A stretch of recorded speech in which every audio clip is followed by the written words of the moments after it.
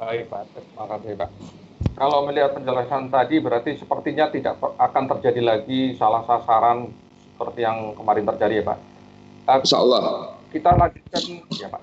Kita lanjutkan ke pertanyaan berikutnya mengenai masih terkait dengan corona. Tadi kalau kita bicarakan mengenai bansos, ya, Pak. DKI juga mengadakan tes-tes, ya, Pak, ya. Tes, rapid test dan berbagai macam tes untuk memastikan memetakan mengenai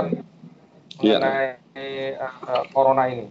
Sejauh ini bagaimana, Pak, hasilnya? Apakah memang, kalau saya lihat dari beberapa penjelasan Pak Gubernur, terjadi landai, jadi artinya ada kecenderungan semakin membaik. Ya, jadi yang pertama terkait data. Ya, memang di Jakarta kan kami provinsi yang pertama memberlakukan PSBB, pembatasan sosial berskala besar. Alhamdulillah ini membuahkan hasil, ya. Sekalipun di PSBB pertama belum optimal, namun masyarakat sudah mulai mengerti dan memahami apa yang menjadi kewajibannya. Umpamanya harus menjaga jarak, harus tinggal di rumah, harus cuci tangan dengan sabun, disinfektan dan lain-lain. Tidak boleh berboncengan, naik motor, dalam mobil jumlahnya dibatasi 50% dari kursi yang ada, di dalam bus, kereta dan sebagainya.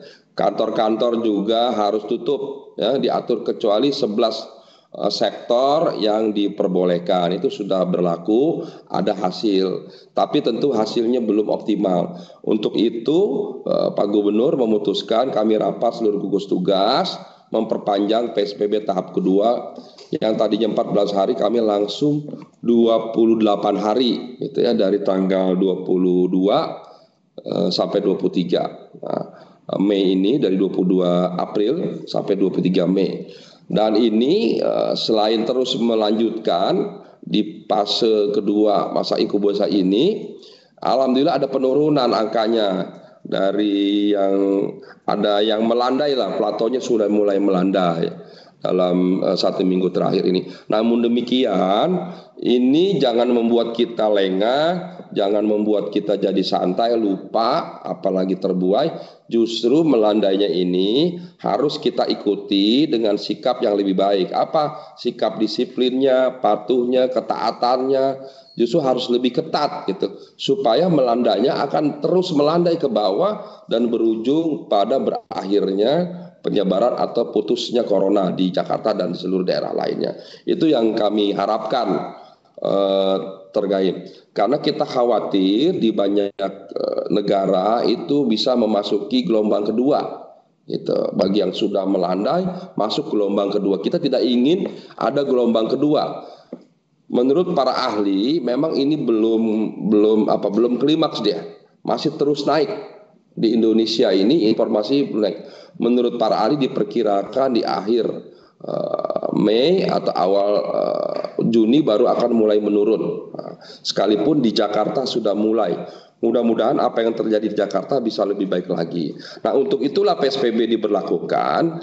Dan untuk menerapkan PSBB ini kami melaksanakan akan memberikan pengetatan pengawasan di berbagai sektor, termasuk juga akan memberikan sanksi bagi yang tidak menggunakan masker, bagi yang ada di kerumunan, bagi yang berboncengan, naik mobil, termasuk kantor, perusahaan, pabrik yang masih mempekerjakan di luar 11 sektor yang dikecualikan. Jadi upaya ini di fase kedua PSBB ini kami akan lebih ketat lagi dan akan kami ikuti dengan pemberian sanksi-sanksi yang telah kami atur.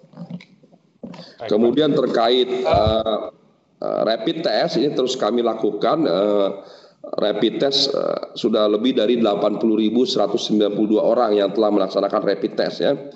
Persentase positifnya 4% ya. Dengan rincian 3.058 positif dan 77.136 negatif.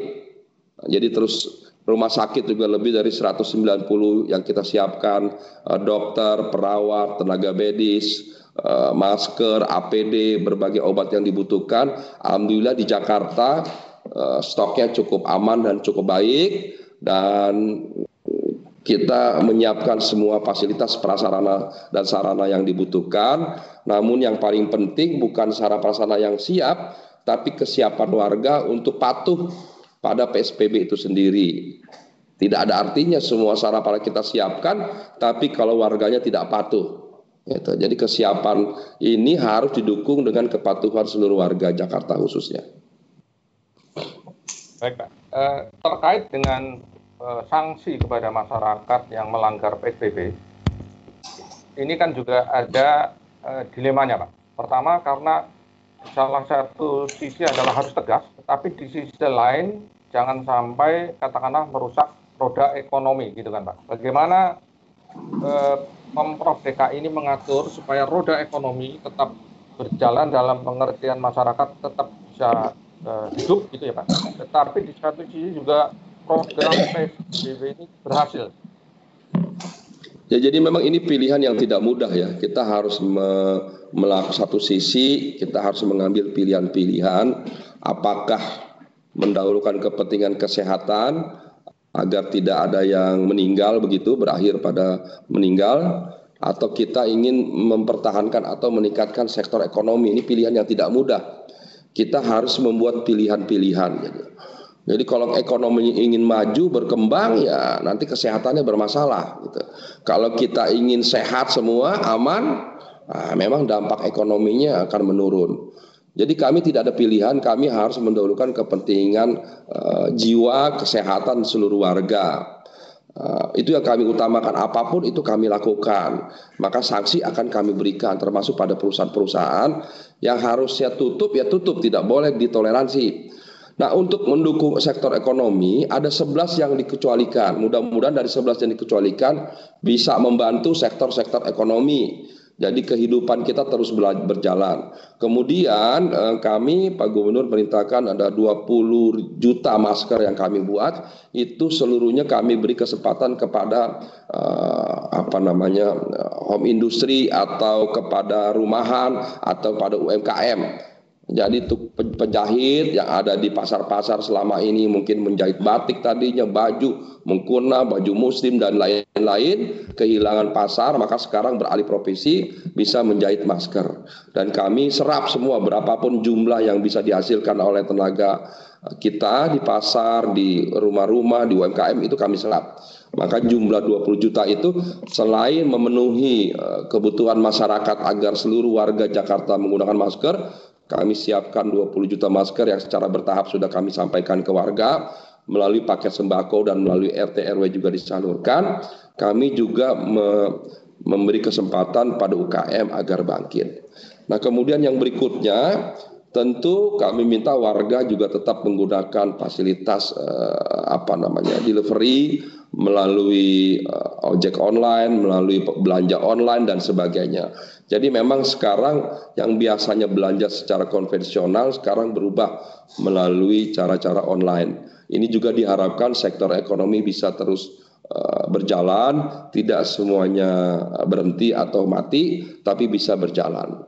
Memang ada sektor-sektor yang tidak mungkin bertahan, tapi inilah pilihan-pilihan yang memang dalam sementara ini harus diterima, harus dimaklumi. Tapi kita harapkan sektor yang ada tadi bisa ikut menggerakkan roda ekonomi. Di samping nanti kita akan terus mengambil cara dan upaya-upaya.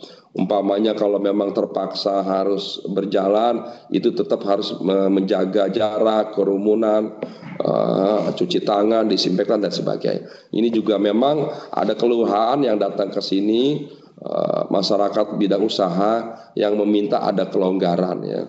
Ini sedang kami carikan formulanya. Namun demikian kami tetap fokus pada PSBB. Harus kita disiplin, ketat pada PSBB. Jangan sampai nanti dilonggarkan karena dalam rangka menjaga ekonomi, tapi kesehatannya justru nanti bermasalah. Jadi kita fokus pada bidang kesehatan, menyelamatkan seluruh warga dari virus corona. Sambil kita mencari terobosan-terobosan agar bisa bidang ekonomi bisa tetap berjalan.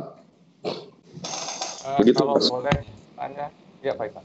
Tadi yang minta kelonggaran siapa Pak? Contohnya Pak, mungkin buat. Ya rata-rata yang minta kelonggaran itu bidang usaha. Bidang usaha yang selama ini harus tutup. Gitu. Kan sekarang banyak nih hotel tutup, mal-mal tutup dan lain-lain tutup itu pabrik-pabrik tutup, itu rata-rata minta kelonggaran gitu ya. Nah ini sedang kita lihat ya. Kalau memang tidak dimungkinkan ya harus tidak boleh. Gitu. Kita mengedepankan kesehatan. Gitu. Sekarang kan semuanya delivery semua, take away semua. Tidak boleh makan di restoran, tidak boleh. Di kafe-kafe tidak boleh. Restorannya boleh buka, tapi dia harus take away atau delivery. Gitu. Nggak boleh duduk situ. Jadi kursi-kursi Satpol PP kami keliling tuh, warteg-warteg boleh buka warteg, kami dukung. Gitu. Tapi tidak boleh makan di warteg, datang beli gitu. Atau melalui online beli boleh. Makanya dulu diperingati masih ada yang bandel sama Satpol PP ya, dengan terpaksa kursi-kursi warung warteg itu kami bawa lah sebagai bentuk shock terapi ya, nanti juga akan kami kembalikan ya. Habis masih ada juga yang coba nakal mensiasati gitu ya, masih ada yang belum paham betul betapa berbahayanya virus corona ini. Baik, Pak. Kemudian setelah corona berakhir, diperkirakan kan akan terjadi suatu gairah lagi, Pak, gairah ekonomi yang seperti disampaikan IMF maupun pakar. Bagaimana kesiapan Jakarta dalam menyambut kembali kegairahan ekonomi pasca corona ini, Pak? Ya kami memang sudah juga memikirkan, jadi sektor kesehatan menjadi utama, kemudian sosial juga sektor ekonomi.